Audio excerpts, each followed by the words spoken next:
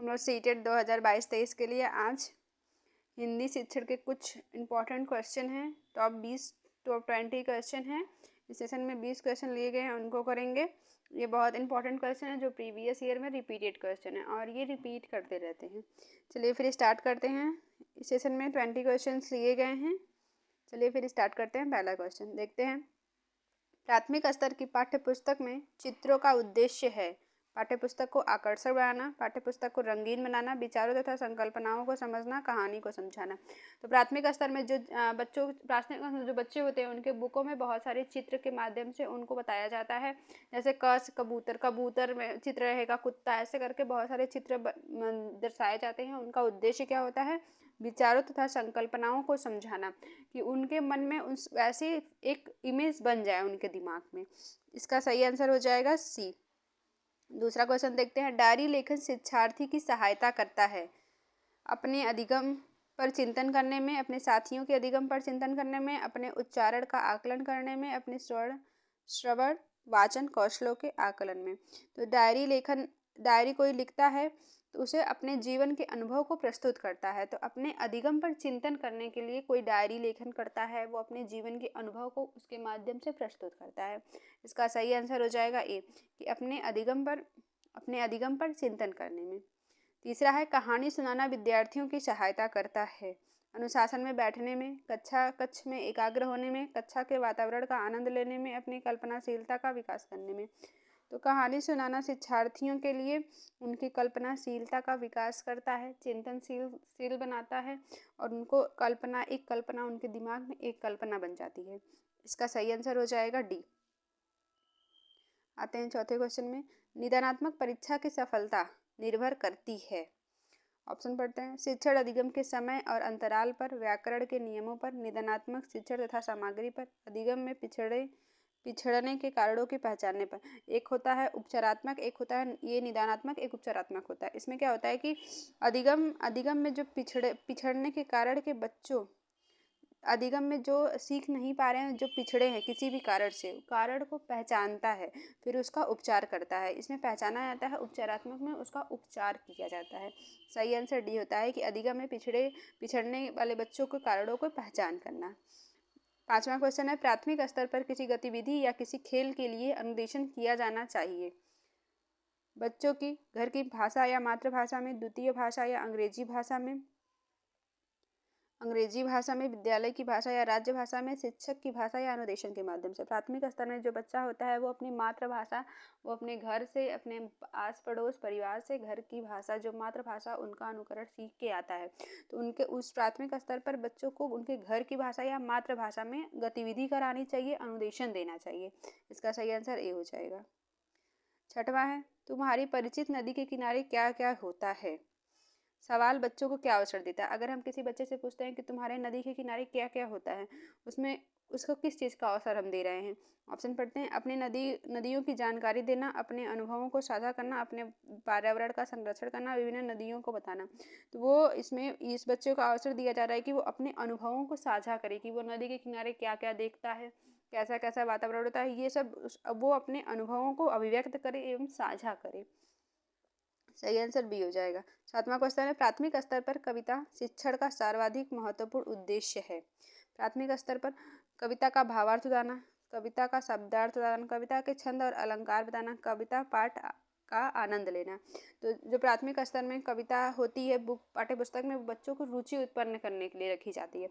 इसका है कि कविता पाठ का आनंद देती है, वो बच्चों के अंदर एक रुचि उत्पन्न करती है। सही आंसर डी हो जाएगा। आठवां क्वेश्चन है। प्राथमिक स्तर पर भाषा सीखने सिखाने की प्रक्रिया में सर्वाधिक महत्वपूर्ण है बच्चों को अपने मन की बात कहने के अवसर देना, पढ़ने लिखने में के सीमित अवसर देना, कक्षा को चार्ट पोस्टर से जाना, कक्षा में दृश्य श्रव्य सामग्री का प्रयोग करना। तो सीखने सिखाने की प्रक्रिया में अपने मन की बात कहने की अवसर देना। बच्चों को ज़्यादा से ज़्यादा हमें अवसर देना चाहिए कि वो अपने मन की बात, अपने विचार को बता सके। नवा क्वेश्चन है। साहिल तीसरी कक्षा में पढ़ता है, वह हिंदी भाषा वह हिंदी भाषा लिखते समय अपनी मातृभाषा के शब्दों का प्रयोग करता है। यह एक स्वाभाविक प्रक्रिया है, यह एक घातक प्रक्रिया है। हिंदी सीखने में बाधक होगा, हिंदी भाषा सीखने के लिए अनिवार्य है। यह एक स्वाभाविक प्रक्रिया है। वह अपने मातृभाषा में वो सहज महसूस करेगा, तो वो अपनी मातृभाषा का प्रयोग कर रहा है, तो यह एक स्वाभाविक प्रक्रिया है। मातृभाषा जो होती है वो पॉजिटिव टैग वर्ड है, ये ऑप्शन पॉजिटिव हो जाएगा। 10वां क्वेश्चन पढ़ते हैं। आकाश की कक्षा में कुछ बच्चे कक्षा में हो रही गतिविधियों में हिस्सा लेने में संकोच करते हैं, लेकिन आपस में अपनी भाषा में खूब बात करते हैं। इसका संभावित कारण क्या हो सकता है कि एक आकाश है, उसकी कक्षा में कुछ बच्चे जो हैं वो गतिविधि में हिस्सा नहीं ले रहे हैं, वो संकोच कर रहे हैं, वो समझ नहीं पा रहे हैं, तो लेकिन वो अपने ग्रुप में खूब बातें करते हैं। इसका संभावित कारण है, ऑप्शन पढ़ते हैं। उनकी भाषा को कक्षा कक्ष में स्थान न मिलना, उनकी भाषा में समस्त गतिविधि होना, उनका बात करने में दिलचस्पी न होना, उनका मानना है कि गतिविधियाँ उबाऊ हैं। तो इसका सही आंसर हो जाएगा कि उनके भाषा को शायद कक्षा में स्थान नहीं मिल रहा है, इसलिए वो संकोच कर रहे हैं। इसका सही आंसर ए हो जाएगा। 11वां क्वेश्चन पढ़ते हैं। भाषा सीखने में सर्वाधिक महत्वपूर्ण क्या है? भाषा शिक्षक, पाठ्यपुस्तक, आकलन में जटिलता, भाषा समृद्ध परिवेश। तो भाषा सीखने में सबसे महत्वपूर्ण है कि भाषा समृद्ध परिवेश होना चाहिए।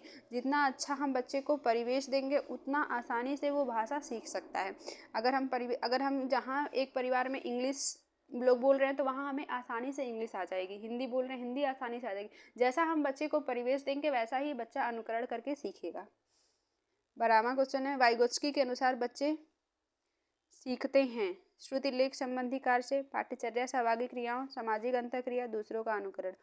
तो वाइगोत्स्की के अनुसार बच्चे जो होते हैं वो सामाजिक अंतःक्रिया करके सीखते हैं। इसका सही आंसर सी हो जाएगा कि वाइगोत्स्की सामाजिक अंतःक्रिया करके सीखते हैं। 13वां क्वेश्चन है। प्राथमिक स्तर पर भाषा शिक्षण का उद्देश्य नहीं है। देखेंगे इसमें। पूर्व अर्जित कौशलों का उत्तरोत्तर विकास, मुख्य विकास की ढूंढने के लिए पढ़ना, विषय सामग्री के माध्यम से नए शब्द जानना, व्याकरण की परिभाषाओं को कंठस्थ करना। इसमें निगेटिव पूछा है, तो कंठस्थ करना क्या हो जाएगा हमारा? निगेटिव हो जाएगा। इसका सही आंसर डी हो जाएगा कि जो व्याकरण की परिभाषा है उसको हमें रटवाना नहीं है, उसको हमें समझाना है, बच्चों को समझा के पढ़ाना है। 14वां क्वेश्चन है। लिखने में कठिनाई होना समृद्ध है, डिसलेक्सिया, डिस्ग्राफिया, डिस्कैलकुलिया, अफ्रेजा। तो लिखने संबंधी जो होता है वो डिस्ग्राफिया होता है, पढ़ने संबंधी डिसलेक्सिया होता है, और डिस्कैलकुलिया क्या होता है? गणितीय संबंधी होता है। इसका सही आंसर हो जाएगा बी।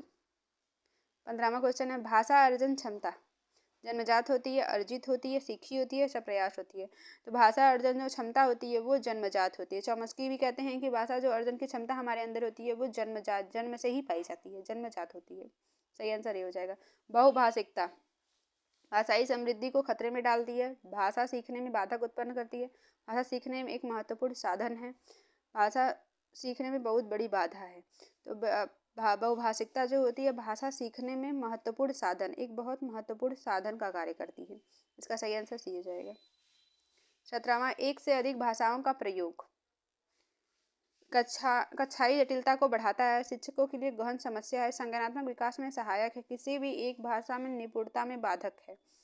तो जो एक से अधिक भाषा का प्रयोग संज्ञानात्मक विकास में सहायक होता है। इससे जो बच्चा होता है वो उसका जो विकास होता है, व्यक्तित्व का विकास होता है, वो बहुमुखी होता है, चौमुखी विकास, व्यक्तित्व का विकास होता है एक से अधिक भाषाओं में। 18वां। दृष्टिबाधित बच्चों को भाषा सिखाते समय क्या करना चाहिए? उन्हें कक्षा में अलग बैठाना चाहिए, ये निगेटिव है। बच्चों को हमें अलग नहीं करना है, उन्हें विभिन्न भाषाई गतिविधियों में शामिल नहीं करना चाहिए, ये निगेटिव है। कम पाठों वाली पुस्तक, ये भी नहीं। उस अधिक से अधिक मौखिक भाषा का प्रयोग करना चाहिए। जो दृष्टिबाधित बालक हैं वो आँख से नहीं देख सकते, लेकिन वो कान से सुन सकते हैं ना, तो इसका मतलब है कि अधिक से अधिक उनके लिए हम मौखिक भाषा का प्रयोग करेंगे, ज़्यादा से ज़्यादा उनको सुनाई देगा और वो पढ़ सकेंगे, सीख सकेंगे। और ये तीनों निगेटिव आंसर हो जाएगा। सही आंसर हो जाएगा डी। 19वां क्वेश्चन है। प्राथमिक स्तर पर भाषा की पाठ्य पुस्तकों में किस तरह की रचनाओं को स्थान दिया जाना चाहिए? विदेशी साहित्य की रचनाएं, ऐसी रचनाएं जो समृद्ध परिवेश से जुड़ी हों, जिनमें भाषा की अलग छटाएं। सही आंसर बी हो जाएगा। इसमें बच्चे के परिवेश से जुड़ी हुई होनी चाहिए। पाठ्यपुस्तक की रचनाएं जो होती हैं वो परिवेश से जुड़ी हुई होनी चाहिए। इसका आंसर बी हो जाएगा। 20वां क्वेश्चन है। भाषा विद्यालय में सीखी जाती है? नहीं। एक नियमबद्ध व्यवस्था है, सदैव व्याकरण के नियमों का अनुगमन करती है, नियमों की जानकारी से ही निखरती है। तो भाषा जो होती है वो एक नियमबद्ध व्यवस्था है। इसका सही आंसर बी हो जाएगा, भाषा एक नियमबद्ध व्यवस्था है। ये कुछ 20 क्वेश्चन थे, बहुत इंपॉर्टेंट थे ये क्वेश्चन। अच्छा लगा होगा तो लाइक शेयर सब्सक्राइब जरूर करिएगा और ये टेलीग्राम चैनल है ज्वाइन कर लीजिएगा। Thank you.